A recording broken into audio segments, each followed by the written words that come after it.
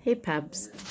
Okay, I told you yes, I would do a video for you. So this is going to be a little tutorial. Okay,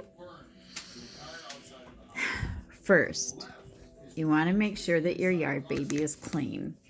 I just had to wash a few of mine because I'm going to do some angels and some fairies. So you have to make sure that you have clean yard babies. Make sure they're dry. And then if they have a gloss on them, you're going to need to take fine sandpaper and rub it, buff it to get that shine off of it. And then the next thing I do is I gesso, and here's gesso. Okay, I use gesso on my baby and I prime it all white. Even if the yard baby has been painted previously, as long as you scuff that up, take the shine off with a fine grit sandpaper, then you can, what's she doing? Then you can paint it and it'll stick. Sometimes what I do is if it's a large project like her, I mean, she's big, and I don't want to gesso her all the way, although I did gesso her. But like the little boy, I did, took him out back and I spray painted him all white to prime him. And then you would take this fine grit sandpaper and just, once he's dry, or once it is dry, sand off that high gloss. Okay, after you gesso, I have lots of different kinds of paints that I use. I use acrylic, and I think it's called Apple Barrel, but I get these at Walmart. I use those. These patio paint, I also use these. Patio paint is going to give you like a translucent, it's going to give you a real nice sheer look, but you're still going to have the gold. I used this on the top of my lion to make it look more of the blondie color. I also used this on my lion. This, again, patio paint. I love patio paints. Her hair is it is this patio paint, along with just regular blonde. But I like the way that it is really light. Okay, patio paint dimensional. I love using these things. On my birds, I use the blue patio paint dimensional, and I got a real nice color, real nice shading. It worked really well with my paints.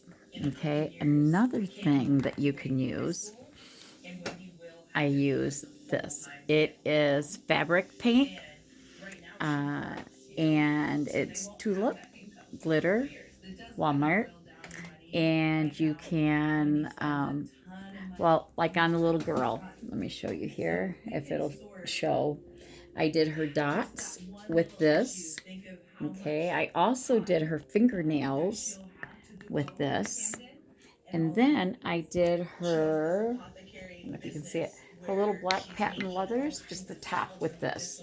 And it dries clear, but it gives you that little bit of glitter, so that it has that little sparkle and shine. That's what I use.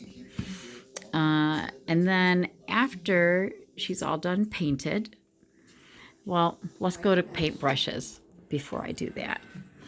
Okay, you can use any kind of a cup, glass, whatever you want, with water, and that is for washing your paintbrush out.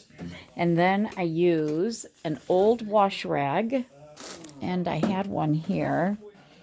Oh, there it is. Okay, use an old wash rag. I put this on my left leg, and that way once I rinse the paintbrush out, I just go and I rub it on the washcloth. You want to make sure you wash it really good, and then you dry it really good. to make sure you get the color out black as a beach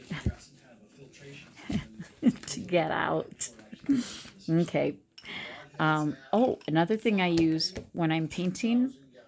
Now, this is a big broad tip, but I have some fine tip Sharpies, real fine, and they are great for doing eyes, lining the eyes, doing the eyelashes. They're really good for like whiskers, you know, like on my tiger, although I forgot about this trick and I used paintbrush.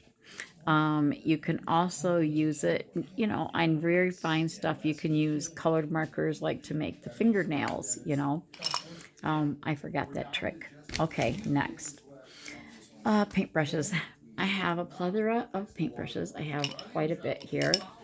Um, I use a very fine paintbrush for my eyes. And I'm not seeing it. Oh, here they are. Okay. It is very fine paintbrush. See that? And then the one up here in this is really nice and fine. It's real tiny. Okay. I use those for eyelashes and such. Okay, this paintbrush, I love it. Get them at Walmart in the craft department. I think they're for kids, but I'll tell you what, it's got the triangular handle and it's really easy for me to grab hold of and keep it and not drop it because I have dexterity and I have neurological problems like Doreen had. Not as severe as Doreen's. Okay, another thing, if you don't have a fine paintbrush, you can make your own. For this one, I cut all the bristles off and then I kept like 3 to 5 of the bristles, but I cut all kinds of these suckers off. So that way I could get the fine tip that I needed for eyes, and I'm really picky about my faces. Let's see.